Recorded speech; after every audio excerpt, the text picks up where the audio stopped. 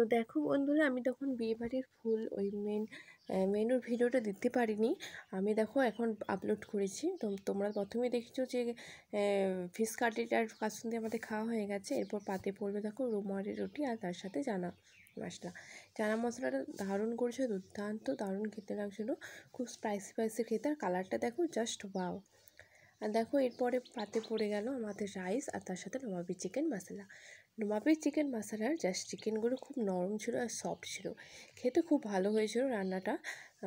আর এরপর দেখো আমার পাতে পড়ে গেল ভাত আর তার সাথে গরম গরম সোনামুগের ডাল। একটু লেবু চটকে সোনামুগের ডাল দিয়ে ভাত খেতে আমার দারুণ লাগে, আশা করছি তোমাদেরও খুব সুন্দর লাগে।